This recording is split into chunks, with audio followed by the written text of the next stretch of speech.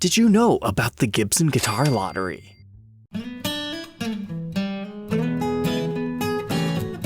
Welcome back, troglodytes, to your daily dose of guitar information, the Trogly's Guitar Show. That's right, last year there was actually a lottery for 4 very interesting Les Pauls that we're going to talk about today that was dreamt up by Sobo Concepts. Essentially what this company does is it brings 2 different brands together or creates cool promotional products for companies. Pedigree Dog Food got some cool custom scarves. Corona Extra with bamboo utensils. Snapchat with lemons. Nah, just kidding, yo-yos. But today we're talking about the collaboration of Gibson Les Pauls and Jarritos. And if you're not familiar with that brand, they're essentially fruit-flavored sodas from Mexico. You can find them at most grocery stores. But here's the 4 guitars that they commissioned. So they're all Les Paul Specials. These are not custom shops by any means. You can tell just by looking at the case that it's one of these guys. A $17.99 dual P90 wrap-tail guitar. But where you got special on these is the artwork. So our first one's an interesting dragon vibe going on here. You have the Jarritos logo on it, which really does harken back to like the late 90s, early 2000s when Gibson was pairing with a whole bunch of companies to create signature guitars for either giveaways or as rewards to higher up employees. Like you got the Yahoo Explorer, there's the Donzi Speedboat Les Pauls, you got the Fruit of the Loom, the Hawks. If the company wanted it, Gibson would do it because the custom shop was fairly new. They wanted to show off their skills and how they can inlay things on the fretboard, such as company logos. It was a very interesting time. So to see Gibson doing this again was kind of fascinating. But you got a little bit of red, there's some yellow. The dragon kind of looks chickenish to me, but it's got its style to it. Guitar number 2 is not for the faint of heart.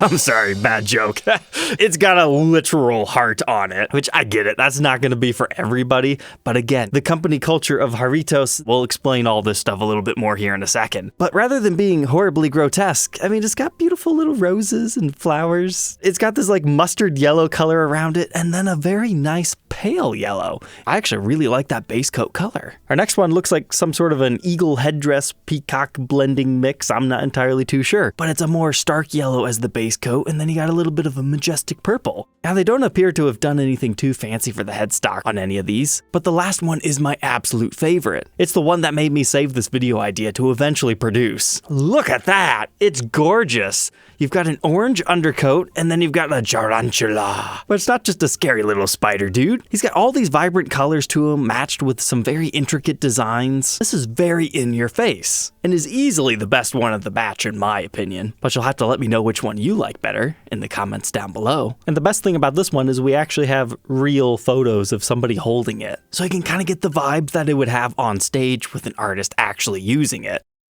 Here's the stock photography that they had submitted with the same white room. It doesn't quite capture it, so I think there's been some light photo editing here to make the pinks a little bit more extreme. But nonetheless, those are our 4 guitars. But you're probably like, hey, Trogly, I thought you said there was something about a lottery. How could you win these? So apparently, you won these by playing online bingo, essentially. Loteria. So instead of the announcer saying B5 or N43 to get your bingo, Loteria has photos and names underneath it just to kind of give it a little bit more artistic flair. I mean, would you rather play with these colorful things or plain bingo board? I can see the benefits of each. So here's one of this brand's actual boards that you could win in the game. Hey, there's our heart. Hey, there's our little chicken dragon guy. El Quetzalcoatl. I'm not seeing our little spider friend, but I'm sure he's on one of these cards somewhere. So it kind of makes me wonder, were there more than 4? Because that's all I could find. So if you know of any other ones, please feel free to let me know. Because it seems like these were like the grand prize giveaway if you happen to win the lottery, which apparently this might actually still be a thing. Let's see, how do you play this? Each player has a board. The caller will show the card, see if it matches. And oh man, you don't have to shout anything. You just have to click. Okay.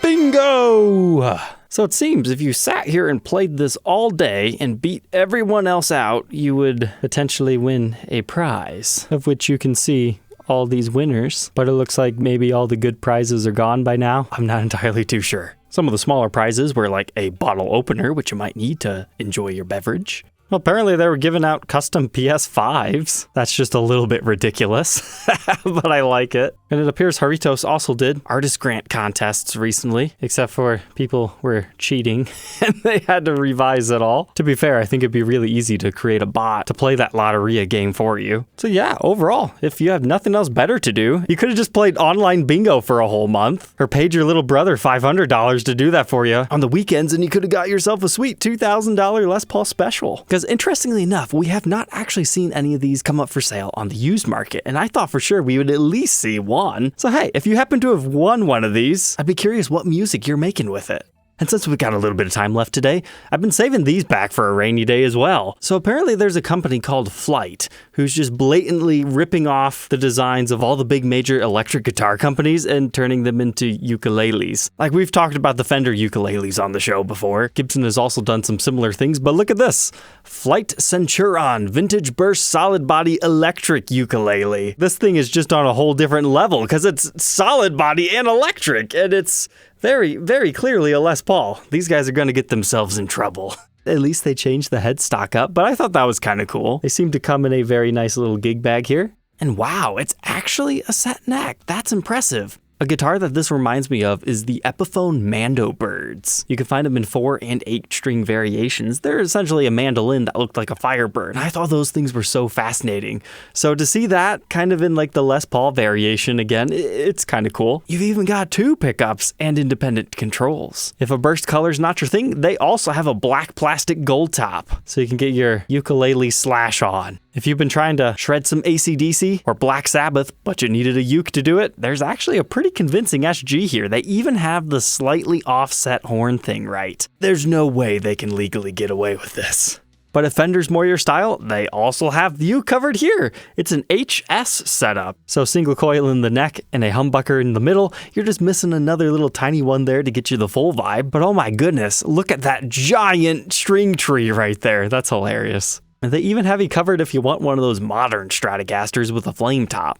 But hey, if PRS is more so your style, or perhaps even Ormsby, this is just a tiny little bass ukulele with an absolutely gorgeous finish job and quilt top. And if that wasn't quite PRS-y enough for you, they also have like a custom 22/24. It's even got the routings around the controls and the cutaway swoops. If you didn't like that dark finish, they also have this purple one. That's a pretty impressive selection of not your own designs being turned into ukuleles in a fascinating way. I mean, everything else that they sell, I mean, they have some pretty nice high-end ukuleles. Like this one, as far as I know about them, it appears to be pretty original, made of decent quality materials, looking nice. But they're not as exciting as the other ones. But if you're in the market for a new ukulele, maybe check them out, maybe not.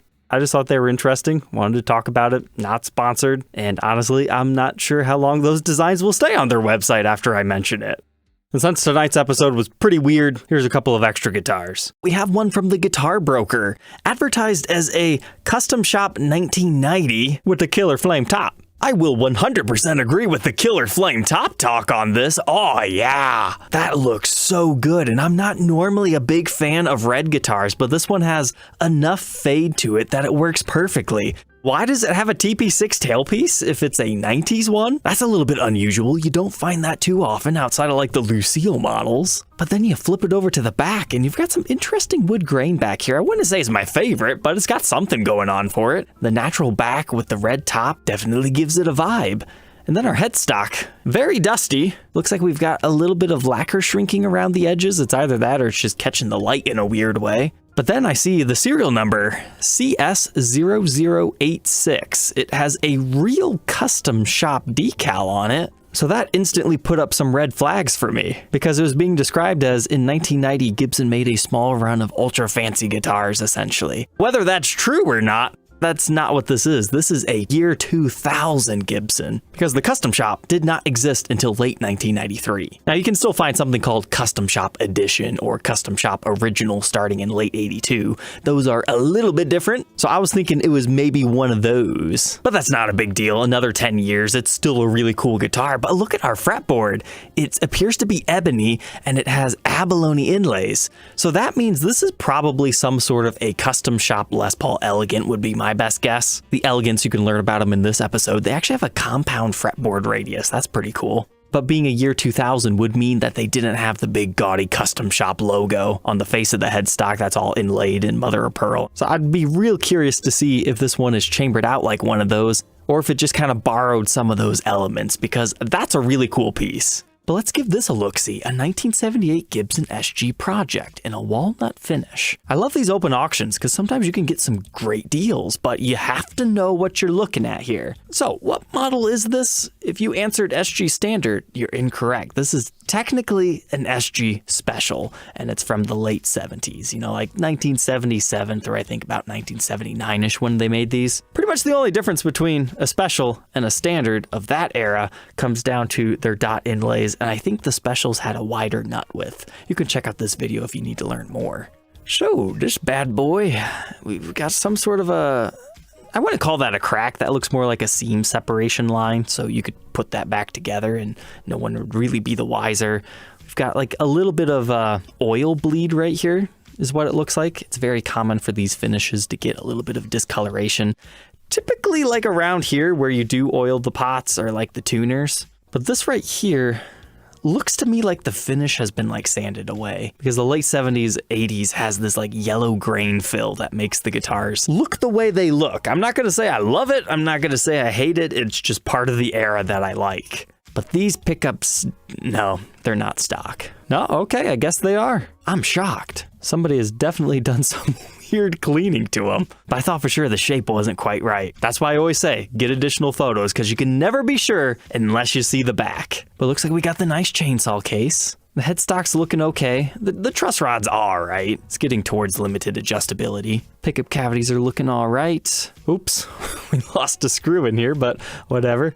Our serial number dates it to 1978. Looks like we got a little bit of separation going on here. I would guess this was probably in an area of high moisture, like maybe in a flood, maybe even a fire. It's kind of hard to tell, but that could explain why these pickup covers needed to be cleaned off. So you might have some warping to the neck occurring, so that's something to keep in mind with this. But this is all easy enough to fix. It's really not that big of a deal. But somebody's sanded down that neck and the rest of the body. So yeah, I'm gonna go ahead and say it. I think this one was in a fire, more so than water. So these tuners in this condition, looks like some of them are a little bit bent. Maybe $100. Assuming these tar backs still work properly, probably around 300, maybe 400, mainly because the patina's a bit off on them. Those knobs are worth a solid $100. Truss rod cover, maybe 50. The husk of the guitar, I'd probably err on the side of caution and say 300. But the case looks pretty nice. That's at least $300 right there. So its part out value,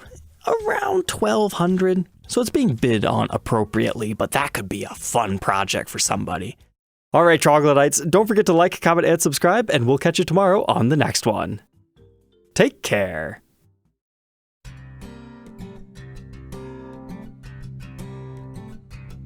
If you enjoyed the back half of tonight's episode, yeah, did you know I did ukulele reviews at one point in time? You can check out the Fender one right here, which was pretty cool, that had a special guest.